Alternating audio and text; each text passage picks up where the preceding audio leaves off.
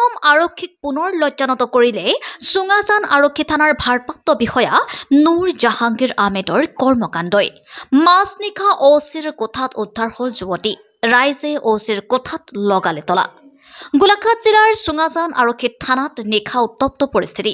চুঙাজান আৰক্ষী থানাৰ ভাৰপ্ৰাপ্ত বিষয়া নুৰ জাহাংগীৰ আহমেদে থানা চৌহদত থকা কোঠাত নিশা এগৰাকী যুৱতী লৈ থকাৰ খবৰ পোৱাৰ পিছতে উত্তপ্ত হৈ পৰে থানা চৌহদ।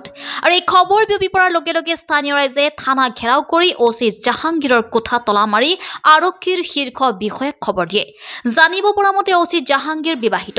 অচি জাহাংগীৰে প্ৰায় এনেদৰে মহিলা যুৱতী তেওঁৰ কোঠালৈ আনি থাকে আৰু এই অভিযোগ স্থানীয় ৰাইজৰ। আজি অনুৰূপ ঘটনা সংঘটিত কৰাৰ খবৰ পাই ৰাইজে হাতে লুটে ধৰা পেলাই শীৰ্ষ আৰক্ষী বিষয়াক খবৰ দিয়ে। নিশা ধনশিৰি মহকুমাৰ মহকুমাৰক্ষী বিষয়া চুঙাজান আৰক্ষী থানাত উপস্থিত হৈ অচিৰ কোঠাৰ পৰা যুৱতীগৰাকীক উদ্ধাৰ কৰি সোধা পোছা কৰে। আৰক্ষীৰ প্ৰাথমিক তদন্তত যুৱতীগৰাকীয়ে নিজকে কটন কলেজৰ অধ্যয়নৰত ছাত্ৰী বুলি দাবী কৰে।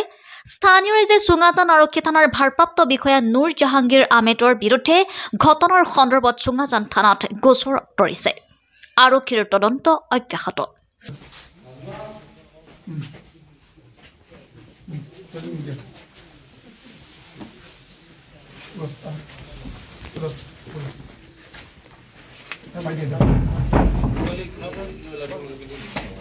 আমাৰ স্টপ থাকা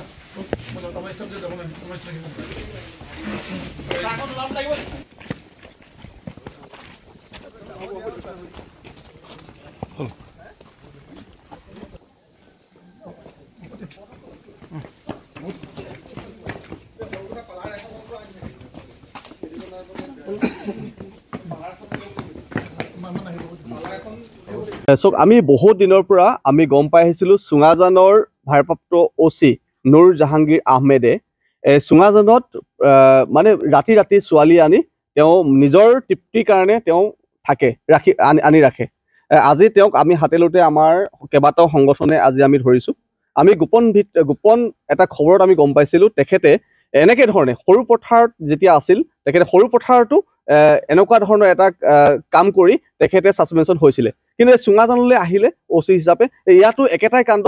তেখেতে ৰাতি ৰাতি ছোৱালী সোমোৱাই তেওঁলোকে এই আজি আপোনালোকে যিটো দেখিলে সেই সেনেকুৱা ধৰণৰ কামবিলাক কৰি থাকে। গতিকে আমাৰ স্পষ্ট চুঙাজানবাসী হিচাপে স্পষ্ট এটা কথা যে এই অচিজনক অতি শীঘ্ৰে ছাছপেনশ্যন নহয় চাকৰিৰ পৰা নিলম্বন কৰিব লাগে।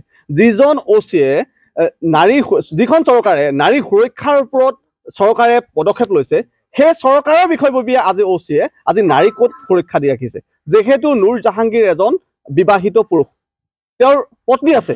আজি পত্নী থকাৰ অৱস্থাত আৰু এগৰাকী মহিলা আনি তেওঁ ৰুমৰ ভিতৰত সোমোৱাই ৰাখিছে। আৰু আমাৰ ল'ৰাবিলাকে ৰাইজে আজি তেওঁক তলা আবদ্ধ কৰি SDPO অহাৰ পিছত চাবি খোলা হৈছে। গতিকে এইটো এটা ছোৱালীজনী ৰুমৰ তেখেতৰ ৰুমৰ পৰা ওলাইছে। এইটো অচি ৰুম, নুৰ জাহাংগীৰ অচি ৰুম। গতিকে এটা সাংঘাতিক ধৰণৰ এনেকুৱাবিলাক কাম। তেওঁ আমাক কোৱা মতে তেওঁ গুৱাহাটীৰ পৰা আহিছে।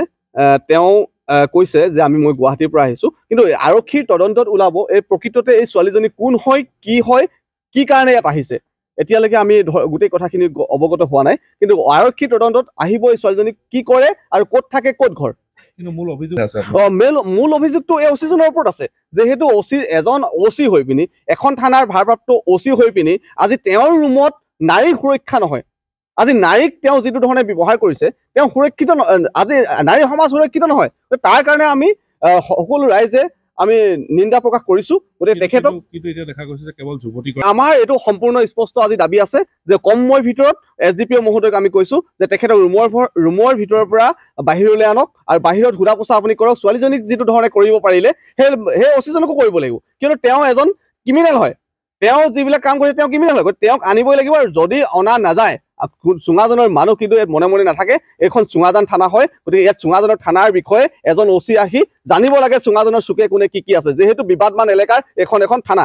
গতিকে সেইকাৰণে অতি শীঘ্ৰে তেখেতক অনাৰ ব্যৱস্থা কৰক। আৰু বিশেষকৈ এটা 100% এনেকুৱাবিলাক দেশ ব্যৱসায়ৰ লগত জড়িত হৈছে যেন লাগিছে। কেইদিনমানৰ আগত সৰু পথাৰৰ এখন পাৰ্লাৰৰ পৰা কেইগৰাকীমান মহিলা ইয়াত আহিছিলে। আৰু যিগৰাকী সেই পাৰ্লাৰৰ যিগৰাকী মহিলা আহিছিল তাৰে এগৰাকী কিন্তু আমি জানিব পাৰিছোঁ কেইদিনমানৰ আগত তেওঁৰ হাজবেণ্ডে তেখেতৰ ওপৰত এটা গোচৰ তৰি থৈছে।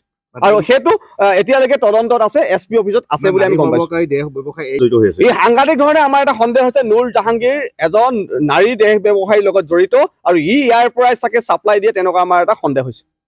হয়, ইতিমধ্যে আপোনালোকে দেখিছে যে চুঙাজান অঞ্চলৰ আচলতে অসম নাগালেণ্ড সীমান্তৱৰ্তী অঞ্চলৰ এখন থানা, চুঙাজান আৰক্ষী থানাৰ ভাৰপ্ৰাপ্ত আৰক্ষী বিষয়া নুৰ জাহাংগীৰ আহমেদ OC মহাশয়ে আচলতে এনেকুৱা এটা ভয়ানক কাণ্ড তেখেতে সংঘটিত কৰিছে। আজি 2টা দিনকৈ ধৰি আচলতে এগৰাকী যুৱতীক আচলতে থানাৰ তেখেতে কোৱাৰ্টাৰৰ ভিতৰত নাৰী নিৰ্যাতনৰ নিচিনা এটা ঘটনা ইয়াত সংঘটিত কৰা ইতিমধ্যে আমি দেখা পালোঁ। আৰু ইয়াত আহি পিনি আচলতে আৰক্ষী প্ৰশাসনে যুৱতীগৰাকীক ইতিমধ্যে সোধা পোছা কৰিছে। কিন্তু আমি আপোনালোকৰ সংবাদ মাধ্যমৰ যোগেদি আচলতে অসম প্ৰশাসনৰ আৰক্ষী প্ৰশাসনৰ সঞ্চালক প্ৰধান GP সিং ডাঙৰীয়াক আমি এটা কথা আমি আহ্বান জনাইছোঁ চুঙাজানবাসী ৰাইজ হিচাপে, যে যিহেতু এই আৰক্ষী প্ৰশাসনৰ ইয়াৰ পূৰ্বে আচলতে এনেকুৱা ধৰণৰ নাৰী নিৰ্যাতনৰ ধৰণৰ ঘটনা আচলতে সংঘটিত কৰি আহিছে বুলি আমি ইতিমধ্যে গম পাইছোঁ। গতিকে অতি সোনকালে আচলতে এই আৰক্ষী প্ৰশাসনজনক আচলতে নুৰ জাহাংগীৰ আহমেদ OC মহাশয়জনক আচলতে তৎকালীনভাৱে গ্ৰেপ্তাৰ কৰিবৰ কাৰণে আচলতে উচিত শাস্তি প্ৰদান কৰিবৰ কাৰণে আমি চুঙাজানবাসী ৰাইজ হিচাপে আমি দাবী উত্থাপন কৰিছোঁ। আমি ইতিমধ্যে গম পামতে আচলতে সৰু পথাৰটো এগৰাকী মহিলাৰ এটা গোচৰত আচলতে তেখেতৰ হাজবেণ্ডে আমি গম পোৱাত আৰ্মি চাকৰি কৰে আৰু তেখেত নথকাৰ সুযোগ লৈ পেলাই আচলতে নাৰাংগী ছাৰে যিজন ইয়াৰ চুঙাজান থানাৰ OC মহাশয় তেখেতে আচলতে হাজবেণ্ড নথকাৰ সুযোগ লৈ পেলাই সেই নাৰী নিৰ্যাতনৰ নিচিনা এটা ঘটনা তাত সংঘটিত কৰিছিলে আৰু তেখেতৰ ওপৰত ইতিমধ্যে কেছ এটা ৰুজু হৈ পেলাই SP কাৰ্যালয়ত আচলতে পেণ্ডিং হৈ আছে। গতিকে এনেকুৱা ধৰণৰ বিভিন্ন আচলতে অভিযোগ আচলতে নাৰীৰ লগত জড়িত থকা অভিযোগ আচলতে আমাৰ ওচৰত আহি পৰিছে। গতিকে আমি এতিয়াও ইয়াত যিহেতু SDP মহাশয় উপস্থিত আছে, আমি তৎকালীনভাৱে আচলতে এই OC মহাশয়জনক আচলতে তৎকালীনভাৱে গ্ৰেপ্তাৰ কৰিবৰ কাৰণে আমি দাবী উত্থাপন কৰিছোঁ।